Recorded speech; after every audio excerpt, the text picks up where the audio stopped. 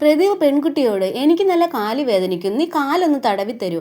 അത് കാണുന്ന അച്ഛനും അമ്മയും പൊട്ടിക്കരഞ്ഞുകൊണ്ടിരിക്കുന്നു. എനിക്ക് ഭയങ്കരമായി ബോറടിക്കുന്നു. ആര്യ, നീ പാട്ടിട്ട് ഡാൻസ് കളിക്കൂ എന്ന് പറയുന്നു. അവളും ഇഷ്ടമില്ലാതെ തന്നെ കളിച്ചുകൊണ്ടിരിക്കുന്നു. ഇത് കാണുന്ന പ്രദീപ് എന്തിനാണ് ഇങ്ങനെ കളിക്കുന്നത്, ആ പാട്ടിന്റെ താളത്തിൽ സന്തോഷത്തോടെ ഡാൻസ് ചെയ്യൂ എന്ന് പറയുന്നു. ഇതെല്ലാം അവളുടെ അച്ഛന് കാണുവാൻ സാധിക്കാതെ റൂമിനകത്ത് പോയി ഭയങ്കരമായി അലറി കരയുന്നു. ഇവിടെ ഡാൻസ് കളിക്കാൻ പറഞ്ഞയാൾ അവളെ നിർത്താൻ പറഞ്ഞില്ല. അവൾ 1-2 മണിക്കൂറായി ഡാൻസ് കളിച്ചുകൊണ്ടേയിരിക്കുന്നു. അവൾ മൊത്തത്തിൽ തളർന്ന കൈകാലുകളെല്ലാം വിറയ്ക്കാൻ തുടങ്ങി. എന്നാലും അയാൾ കളിച്ചുകൊണ്ടിരിക്കാൻ പറഞ്ഞു. ഇത് കാണുന്ന അമ്മ ഒരു ഗ്ലാസ് വെള്ളം മാത്രം കൊടുത്തോട്ടെ എന്ന് കെഞ്ചുന്നു. അതിന് വേണ്ട, ഗ്ലാസ്സിലുള്ള വെള്ളം താഴെ ഒഴിക്കാൻ പറയുന്നു. പിന്നെ അവളെ നോക്കി, ഞാൻ ഉറങ്ങാൻ പോകുന്നു, അതിനാൽ കത്തിയെടുത്ത് വന്ന് എൻ്റെ അടുത്ത് കാവൽ നിൽക്കുക, ആരെങ്കിലും അടുത്ത് വന്നാൽ കുത്തിക്കൊല്ലു എന്ന് പറയുന്നു. അതുമാത്രമല്ലാതെ ഞാൻ 10 വരെ എണ്ണാം, അതിനുള്ളിൽ നിന്റെ അമ്മ ഇവിടെ നിന്നും പോയില്ലെങ്കിൽ കത്തിയെടുത്ത് അവരുടെ കഴുത്തിൽ തന്നെ കുത്താൻ പറയുന്നു. അവരും ഭയപ്പെട്ട് മുകളിലുള്ള മകൻ്റെ റൂമിലേക്ക് പോകുന്നു. നമ്മുടെ മോളെ ഇനി ഒരിക്കലും നമുക്ക് കിട്ടില്ല എന്ന് ഹസ്ബൻഡോട് പറഞ്ഞു കരയുന്നു. എൻ്റെ ജീവൻ പോയാലും അത് നടക്കില്ല, മോൾ എന്ത് ചെയ്യുന്നു എന്ന് ചോദിക്കുന്നു. അയാൾ ഉറങ്ങുന്നു. നമ്മുടെ മകൾ അയാൾക്ക് കാവലിരിക്കുന്നു.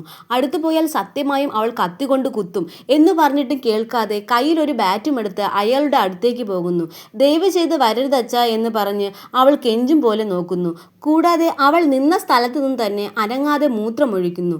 അത് കാണുന്ന അവളുടെ അച്ഛൻ വിഷമത്തോടെ മുകളിലേക്ക് പോയി വൈഫിനെ താഴേക്ക് വിടുന്നു. ഉടനെ അയാൾ എഴുന്നേറ്റ്, മോളെ നന്നായി വളർത്താൻ അറിയില്ലേ, തറയെല്ലാം മൂത്രമൊഴിച്ചു വെച്ചിരിക്കുന്നു, താഴെ ക്ലീൻ ചെയ്യൂ എന്ന് പറയുന്നു.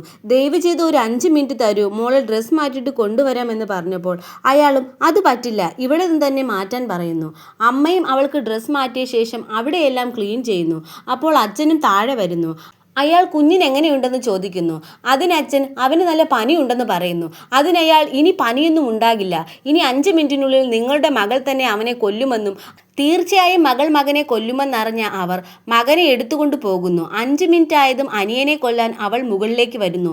നോക്കുമ്പോൾ ആ റൂം പൂട്ടി വെച്ചിരിക്കുന്നു. അത് കാണുന്ന അവളും റൂമിനകം പൊട്ടിച്ച് അതിനകത്ത് കയറി അവിടെ ആരുമില്ലെന്ന് മനസ്സിലാക്കി ആ വീട് മൊത്തം തിരക്കിയിട്ട് അനിയൻ എവിടെയെന്ന് ചോദിച്ച് അച്ഛൻ്റെ കൈ ഇറുക്കുന്നു. അത് കാണുന്ന അമ്മ നിലവിളിക്കുന്ന ശബ്ദം കേട്ട് ഒളിച്ചിരിക്കുന്ന പയ്യൻ അമ്മ എന്ന് വിളിക്കുന്നു. അവളും ആ ശബ്ദം കേട്ട് ടെറസിലേക്ക് പോകുന്നു. അച്ഛനും അമ്മയും തടയാൻ ശ്രമിച്ചാലും അവരെ രണ്ടുപേരെയും അടിച്ചിട്ട് അനിയനെ ടെറസിൽ നിന്നും താഴെ തള്ളിയിടുന്നു.